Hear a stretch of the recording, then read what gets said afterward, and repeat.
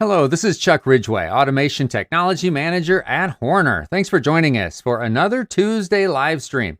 Well, today I think we have an interesting and kind of a fun topic. Here it is, using Horner OCS with Apple HomeKit. Well, for those of you who are kind of home automation nerds, you probably already know that HomeKit is Apple's smart home platform. Now, there are other platforms out there for sure. You've got, of course, Samsung and Google, which also have a big part of the home automation pie. And today, though, we're going to talk about HomeKit just because that happens to be the environment that I reside in here at my home. Now, there's a variety of things we're going to talk about today in regards to home automation and factory automation and those sorts of things. But even if you never plan on automating your home or utilizing any home automation, I think you'll get something out of today's program. Okay, let's take a look at how we're going to break down today's topic. All right, we're going to start out by talking about home automation versus factory automation. Just a slide, a little bit of a disclaimer to make sure we're all in the right frame of mind as to when we use home automation, and when we don't use home automation for sure. Then we're going to talk about a little bit, what is Apple HomeKit? Now, this isn't a commercial for Apple HomeKit. This isn't me saying this is the best platform. This is just one of the three major home automation platforms, or smart home platforms, if you will, and it's the one we're going to talk about today. We're also going to talk about what are the use cases when you might want to consider using a factory automation product like a Horner OCS in a smart home type environment. What are the requirements? What do you need to do to set up working and talking? And then, of course, we'll have demonstrations like we always do. All right, let's go ahead and dive right in. Okay, so this is our disclaimer slide. Factory automation versus home automation. Starting with factory automation. Of course, factory automation is automation in a manufacturing environment, using devices and equipment that is industrially hardened for performance and reliability. And these applications often involve personal safety and are sometimes mission critical. So that's obviously, when we talk factory automation, all those things are in play. However, home automation, while still automation, is a bit of a different animal. Home automation is really designed for our comfort and convenience. And the devices themselves are designed for elegance and cost, ease of use, and definitely not necessarily designed around industrial standards. And these applications should not involve personal safety and should not be mission critical. All right, there's our disclaimer statement. So we're all on the same page there. So why would we ever want to use an industrial product like a Horner OCS All-in-one Controller in a home environment?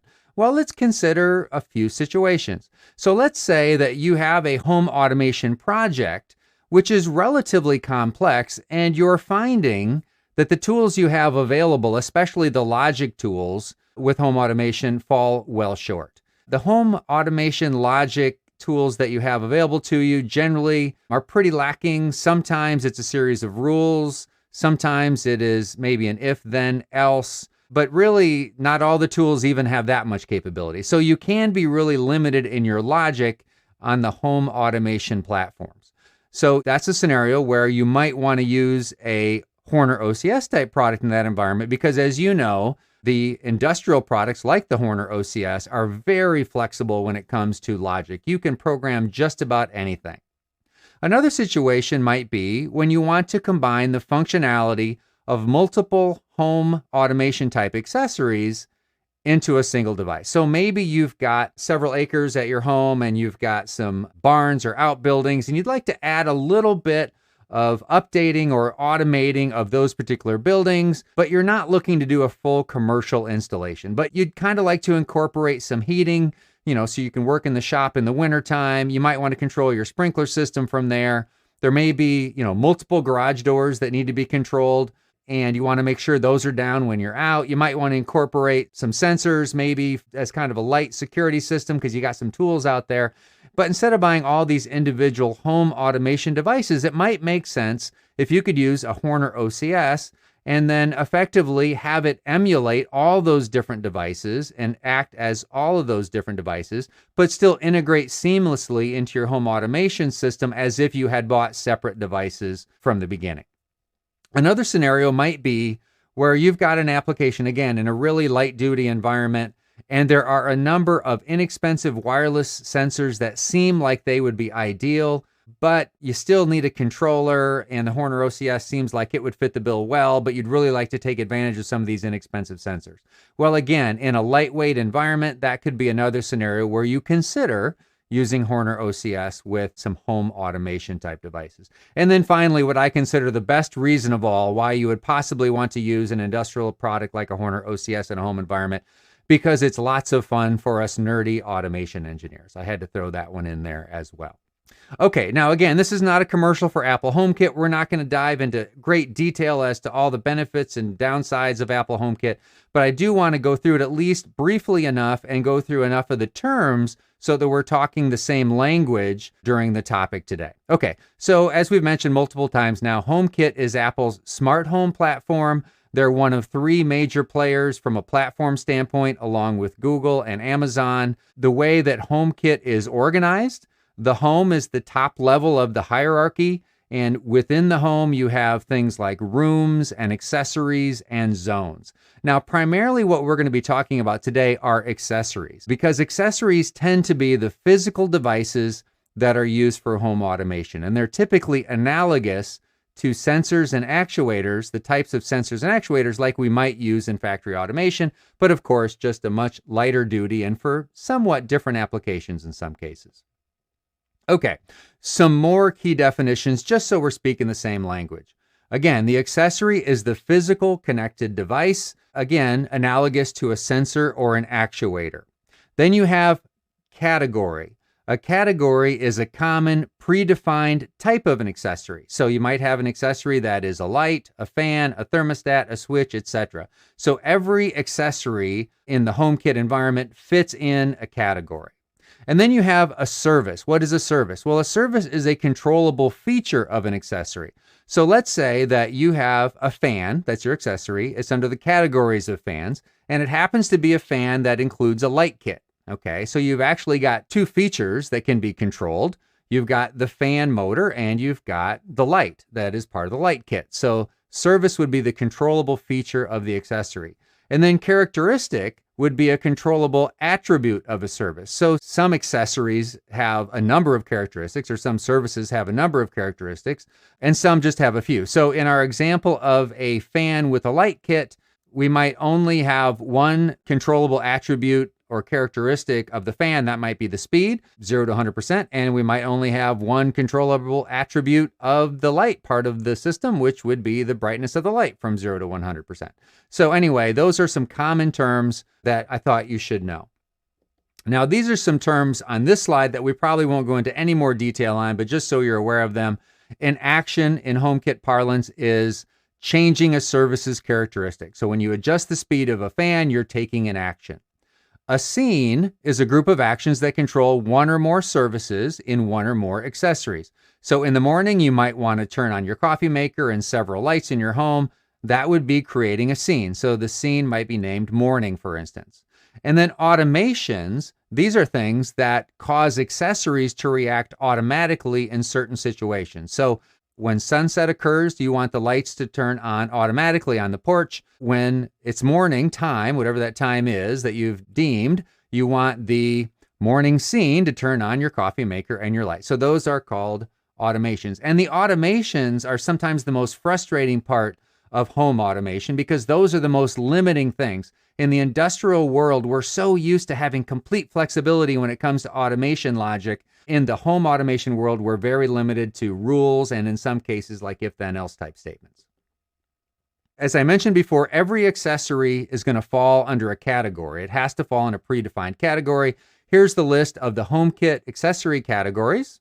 Okay, and again, one of the things we're talking about today is a scenario where you might want to use a Horner OCS to act really as several of these accessories at once. Which ones could it emulate? For instance, well, a whole bunch of them. You know, of course, it could do air conditioner control, it could do fan control, it can monitor and control garage doors. In theory, it could control a humidifier. It could kind of be part of a security system or really, be a security system for that matter, interface with sensors and outlets and fans and switches and act as a thermostat, all those sorts of things. And in that type scenario, when you can really take advantage of multiple accessory functions in a single Horner OCS, then it starts to make some sense, especially, if you're in an environment, maybe in an agriculture environment, for some of the building automation, non-critical type functions.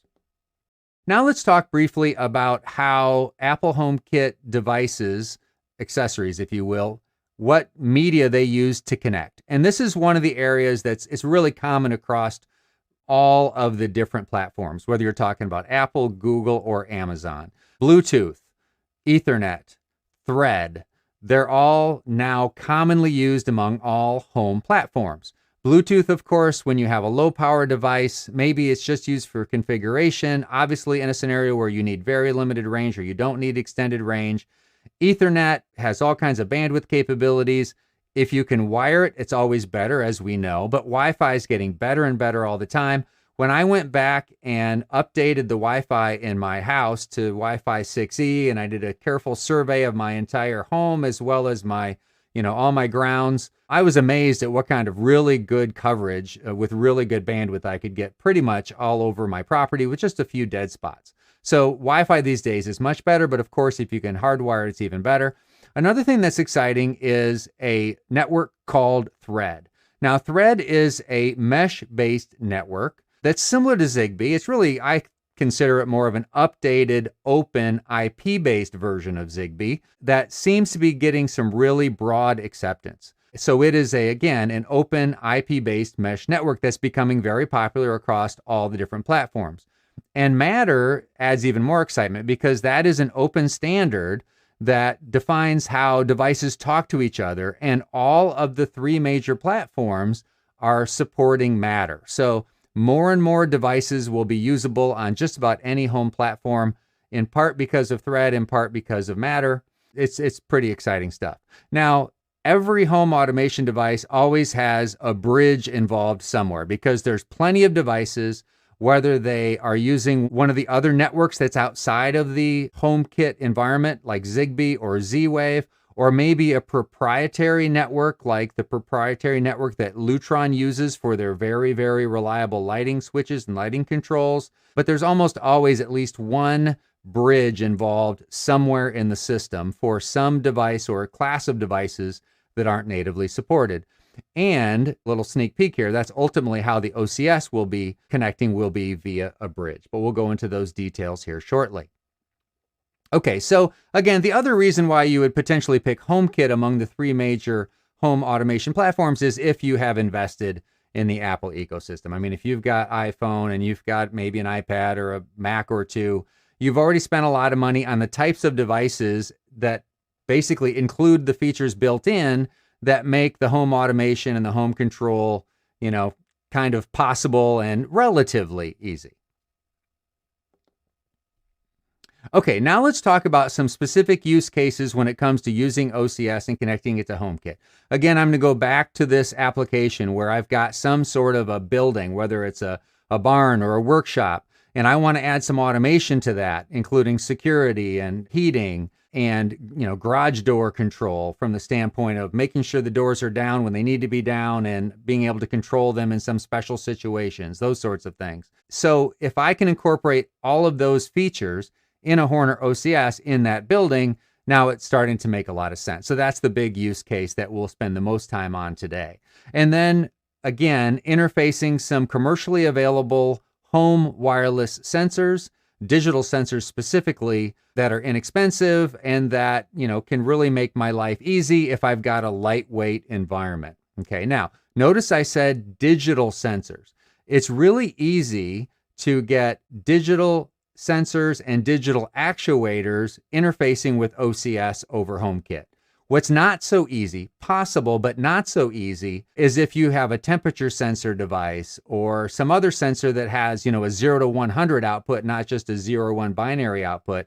It's a little more challenging to get that specific value of that temperature, for instance, into the Horner OCS as an input.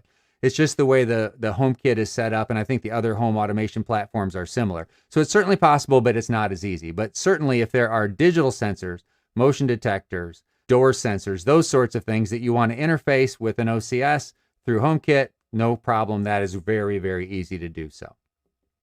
Okay, so how do we go about bridging, if you will, the Horner OCS with the Apple home environment? Well, we use a bridge, as I kind of hinted at earlier, and specifically we use a product called Homebridge. Now, Homebridge doesn't cost anything. It is an open source server that can be added to any local network, and it emulates the Apple HomeKit API. And effectively, it uses plugins, and there are different plugins for different third-party devices that allow them to talk to Homebridge and allow Homebridge to bridge those devices over to HomeKit. Now, in the case of the Horner OCS, there is a plugin that supports Modbus TCP for Homebridge. So that's the way that you connect an OCS with Homebridge, and that's over Modbus TCP.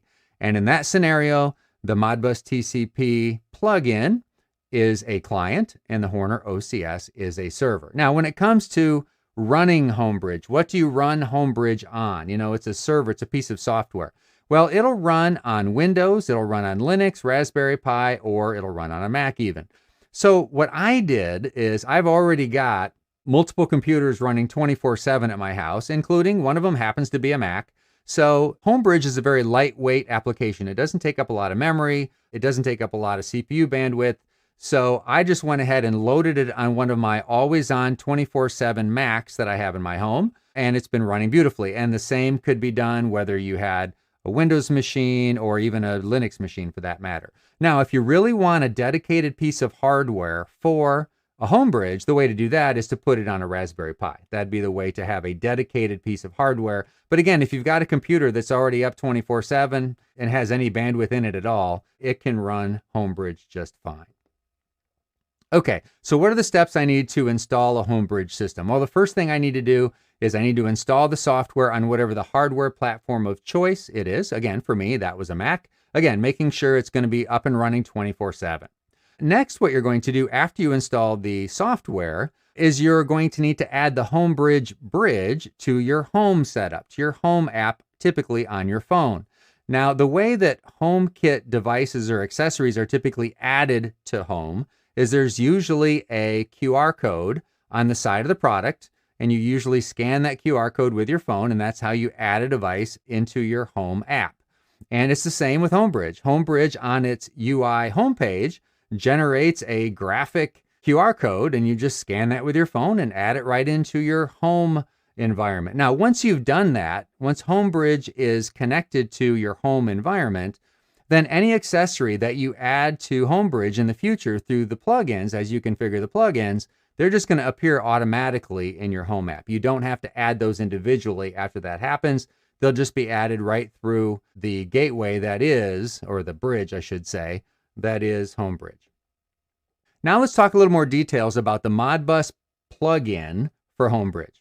Okay, now there are multiple Modbus plugins available. I tried to find the one that was the newest and that seemed to be the most fully featured. So that's what I'll be showing you today, the one I happen to pick. But there are a few up there. Again, the plugin acts as the client or the master if you want to use that particular nomenclature, and the OCS acts as the server or the slave over Modbus TCP Ethernet.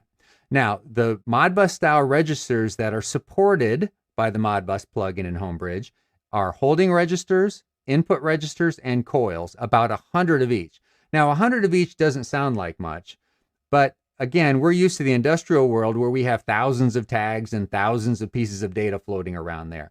Even in a well-connected home, you're going to struggle to get 300 tags connected through a Horner OCS acting as multiple devices or multiple accessories in an automation environment. As a matter of fact, you're probably going to be well below 50, as a matter of fact. So I'll mention it again later, but my strategy for allocating Modbus registers in my system was, even though I had the choice between coils that can be read or written, input registers, which are read-only, or holding registers, which are read-write, in my case, I chose to use holding registers for everything, and I use consecutive holding registers. Now, one thing you'll notice if you look at that OCS register column, you'll notice that these are mapping into Qs, AIs, and AQs. Why is that? I thought holding registers were mapped to %Rs in an OCS. Well, they are, but starting at Modbus holding register 43,001. So Modbus holding register 1 is mapped to AQ1.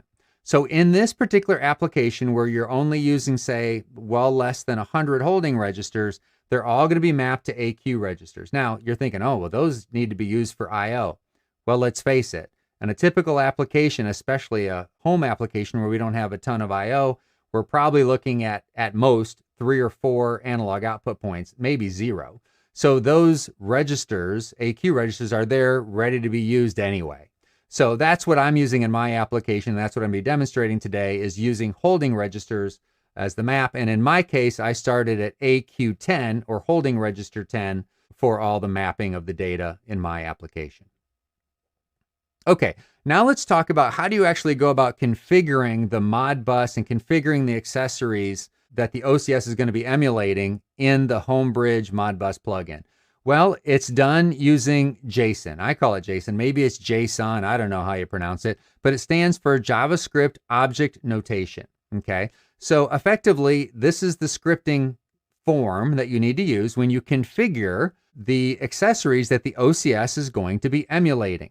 Now, in this configuration, you need to make sure that for every accessory the OCS is emulating, it has to have a name, and that can be pretty much whatever you want to call it, although I think it needs to start with a number or a letter and end with a number or a letter. It needs to have a type. Now, that type must match a specific HomeKit service type. And that list of categories, if you will, that was kind of the HomeKit service type. So that'll be things like the thermostat service type, the switch service type, the fan service type, that sort of thing. And then underneath those device types, you're going to find characteristics, okay? And those also have to match specific characteristics that are available for that service. So on the screen, what you have there is you have the name. If we go down to the lower right area there, or the right-hand side of that code there, I've assigned a name, OCS thermostat, to this accessory. So this is an OCS that's going to act as a HomeKit thermostat. The type is thermostat because that is a predefined service type for HomeKit thermostat, and that's what the OCS is going to be emulating. And then you have multiple characteristics beneath that. Target temperature, again, a predefined characteristic for a thermostat in HomeKit. Current temperature, target heating cooling state, current heating cooling state. All those specific strings have to match if those are the characteristics we want to use. Okay, so that's the form of the configuration you're going to do using JSON format. So again, with a few more visual aids here, there's the name, the type, and the 4 different characteristics in my sample configuration there. Now, in addition to that, we also have some Modbus that needs to be configured in that script somewhere or in that code somewhere. So at the top, we have our Modbus configuration, okay, where we define the IP address, the Modbus port, which is always 502, and then the pole frequency. In my case, I picked 3 seconds. I figured that was plenty fast enough for the home environment. And then within the configuration of the individual characteristics, there was also an address parameter and a read-only parameter that I could use. Now, the address parameter, that's the one that defines which of the Modbus registers is that particular characteristic mapped to. So again, I used all holding registers, which means the lowercase r nomenclature. So you'll find embedded in there R10, R11, R12, R13, not in any particular order, are the Modbus holding registers that I allocated to those 4 characteristics.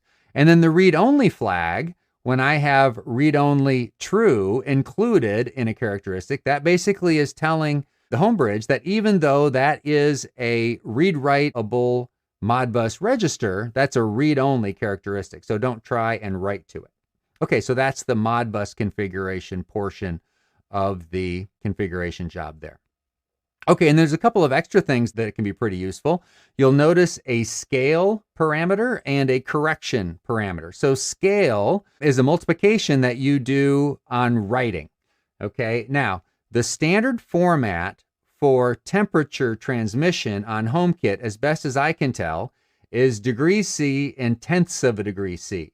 So hence, that's why when we're sending out data that's temperature data to the network, we want to multiply by 10. And when it's being written, the multiplication happens through the scale function. When it's being read, the divide happens through the correction function. And then obviously for a read-only parameter, it would only have a correction parameter if you choose to use it, whereas a read-write parameter would typically have both a scale and a correction, again, if you choose to use it. But because this is a thermostat and those are temperature values we're talking about, and we want to optimize our resolution for degrees Celsius, we want to multiply, or we want to do the multiplication and the division to get full 10th degree resolution. Okay, now let's dive into kind of how we actually set this stuff up and then take a look at it on the bench. Let's do our typical demonstration here. All right, let's start with Seascape. Okay, so in Seascape, really all we need to do for whatever the OCS is that's going to be included in the home automation network is we need to set up Modbus server, okay? Because again, we're going to be a Modbus server in terms of the OCS. As most of you probably already know, we do that from hardware configuration. And for Modbus TCP server, we do that through LAN configuration. In this case, LAN 1. I've got a micro OCS. I really think probably the X4, the X5, and the X7 are probably the most applicable home automation controllers that we make at Horner. They've got tons of functionality and they're relatively low cost compared with an industrial controller. Okay, so we'll go to LAN 1 config. We just need to make sure that the Modbus slave checkmark is checked. Now in Seascape 10, we're going to actually change the nomenclature here to say Modbus server, but for now it still says slave. There's really nothing to configure under selected protocol. The defaults are fine. The ports matches what it should be. Modbus TCP is what we want. We have to make sure we have our Ethernet configured, at least the IP address and net mask, and we probably should go ahead and configure the gateway as well. I've hard-coded mine, but you could assign variables to yours if you prefer. Okay, so that's all we need to do to set up the Modbus server, Modbus TCP server functionality in the OCS. And then the last step is this. Remember the fact that we're going to be mapping to, in this case, AQ registers for our Modbus data. So, the first 10 holding registers, for instance, would be AQ 1 through 10. And I've skipped over the first 9, and in my application, I'm starting at AQ 10. So I've got some variables here that are mapped to AQ registers, and that's because this effectively is Modbus data. So data either coming in or coming in and going out over the Modbus connection, I need to make sure is mapped to the appropriate Modbus holding register, which in this case is going to map to an AQ. All right, that's the Seascape configuration. That's all that's required there. Everything else is a matter of creating screens and writing your logic and doing what you would normally do in an OCS application. All right, next let's take a look at Homebridge. Okay. All right, so this is Homebridge. Now, it's running on a different computer in my house, but I'm just looking at it through the web interface here. So this is the IP address of the computer that's running, the internal IP address of the computer that's running Homebridge, and there's what we need to type in there to get the main page to show up.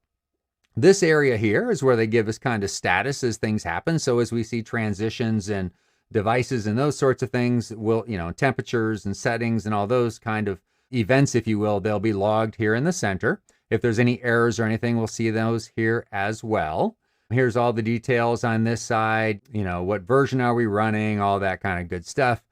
And really the key here, one more thing I want to mention, and here is that QR code I mentioned, which is the typical thing you would scan to add a device to your home app on your iPhone.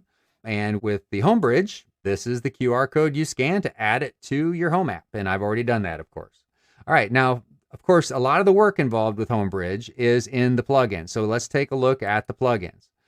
Now, depending on what you're doing and how many devices you're trying to interface with, if it's just the OCS or if there's more devices, you're going to have one or more plugins. I'm using 3 in my case, so I like to use, Shelly makes some really nice little relays and little dimmer switches that are really compact and Wi-Fi based, but are not normally supported in HomeKit. But there's a plugin for Homebridge, so I'm using those here. There's another plugin that's very convenient that I can create dummy variables that are sometimes useful in my automations that I create in my logic. And then, of course, what we've been talking about through this whole session, and that is the Modbus plugin for Homebridge. And this is the one that I'm choosing to use. Seems to be pretty new, as well as pretty full-featured. It's the one that added that scaling feature that I talked about there for multiplying by 10 or dividing by 10, if that's what we need to do. So anyway, that's the one I chose to use here. Now, over where we click on the dots here, this is where we can go into the plugin configuration. All right, so this is, for all intents and purposes, most of this code you see here is the code that I showed you in my screenshots, where the OCS is acting as a HomeKit thermostat. And here is the configuration for each of the 4 characteristics that I'm utilizing: target temperature, current temperature, target heating and cooling state, and the current heating and cooling state. So that's just as you saw in the screenshot. But I've also added a couple of other accessories as well, because the OCS can emulate multiple accessories at once. So in this case, I've added a couple of simpler accessories. I've added a fan accessory, okay, and I've added a push button accessory, okay. So the accessory type is fan in the case of this fan, and the category type is switch in the case of this OCS push button. So this would be probably a push button that I would put on the screen for some purpose to turn something on elsewhere in the house or something. That's how I would add it to the system, so that the home system, the HomeKit environment, sees this as a legitimate input or switch on the system. And as you can see, these are much less complex. So in the case of this thermostat, we had 4 different characteristics, and we broke out the details for each characteristic on a separate line. Now, in the case of a fan and a switch, these are very simple devices with really only one characteristic that we're using. That one's called on. And in that simple single characteristic environment, you don't even have to break the address out onto a separate line. You can actually shorten the nomenclature just as I'm showing it here. Same thing for the switches. Again, if you've just got one characteristic, you can do that. All right, so that's what the configuration looks like. That's JSON, as I call it, configuration. Don't know if it's JSON or JSON. But once you hit save after you've made changes, as long as you don't have any syntax errors, it'll go ahead and take your changes, and then it will ask you to restart the Homebridge, and it'll do that for you automatically once you hit another button, because every time you make a change to a plugin, it needs to restart the Homebridge with those new changes. All right, so that's what the configuration looks like for Homebridge. All right, next let's take a look at the bench, and let's take a look at what we've got going on here in our test. Okay, so I'm going to show 2 things here. So on the left, as you can see, I have a OCS that happens to be an X4, and those are the 4 key parameters, or key characteristics, I guess they're called, for a thermostat in the HomeKit environment. You need a target temperature. You need a current temperature. Of course, the current temperature is going to be probably generated by an OCS connected sensor like an RTD device, which the X4 can support natively. Your target heating and cooling state needs to be sent out from the network typically, and then whatever the current heating and cooling state is needs to be sent out as a status to the HomeKit environment as well. Okay, so on the right-hand side there, that's what the Home app looks like on an iPhone. So it's not highly configurable. They pretty much got a standard setup, and it pretty much is what it is, right? So you have the ability to control what accessories and what scenes that you want to include on the home page. But in terms of how the home page is organized, that's pretty much predetermined. So I'm going to scroll down now. Let me grab my phone so it's easier for me to handle it here. I'm going to scroll down there. As you can see, I got fair number of devices here in the smart home. And then when you get to the garage, that's where this OCS is ultimately going to live. So on the right there, you see OCS thermostat. Now I'm going to scroll up again a little bit here. And on the left, you can see the main thermostat for my home. And so really the format is standard and it's the same. So you can see that the current temperature for the OCS thermostat is 69 degrees, which matches what's on the OCS. The target temperature is 72. We're in heating mode. That all matches. If I want to adjust something from the Home app, and I can do this whether I'm at home or not at home, which is nice, obviously. I can adjust my temperature. I can turn it down if I wish, and you can see the response time is very quick. I can change my mode. If I want to change to cool mode, I can do that, or if that was an accident, I can change it back to heat mode. And you can see the interface is very standard. It's the exact same interface that I would use to make these exact same adjustments on my home thermostat, if you will. Now, another device that I am showing here on the app is OCS fan. So I can control that as well. Right now, that's just an LED on the bottom of the screen on the OCS side of things here. So it's currently off. I can turn it on. As you can see, the fan turns on pretty much immediately, and I can turn it off again. So it's very responsive, nice and snappy there. Now, I will be the first to admit that this is not the most spouse-friendly graphics I have here on this screen. This looks like something you would find in a factory, not something you'd want to have in a home. Now, you don't have to just stick with plain old boring factory graphics. You can try and get a little creative, if you will. So what I'm working on, again, to help the spouse acceptance factor, is a design for the thermostat that's a little more geared towards the home environment. So I didn't create this from scratch. An artist posted on Shutterstock for people to purchase a design for a thermostat that looked pretty attractive. And so I've been in the process of incorporating his design features and applying them in the Horner OCS. So it's showing the current temperature in an enlarged font, which I imported. It's showing the set point in the lower left-hand corner. It's showing that it's currently in heating mode. If I go ahead and let me go back to the thermostat control, if I change the set point, let's say back up to 73, you'll see it update there. If I go from heating mode to cooling mode, my little sun should turn into a snowflake, if you will. I need a little more work on my snowflake. As you can see, so it's a little more of a modern interface than our typical factory automation screens would normally be. So in a future show, what I'll probably do, and this really doesn't have anything to do with home automation, what I'll probably do is show you kind of the tips and tricks that you would use if you were going to take a design for a user interface, maybe created by a graphic designer. Maybe your company or a customer of yours paid for a graphic design of a user interface, and that's what they want to incorporate in their product. But you want to use a Horner OCS, and you say, well, how am I going to do that? Well, I will show you the tips and tricks to take a predefined user interface, maybe from a graphic artist, and apply it in a Horner OCS. And I think the results, the times I've done it, the times I've helped customers do this, the results were terrific. You know, we're automation engineers. We're not graphic designers for the most part. So when we can take a really good looking UI design and incorporate it on a machine, that's always a good thing.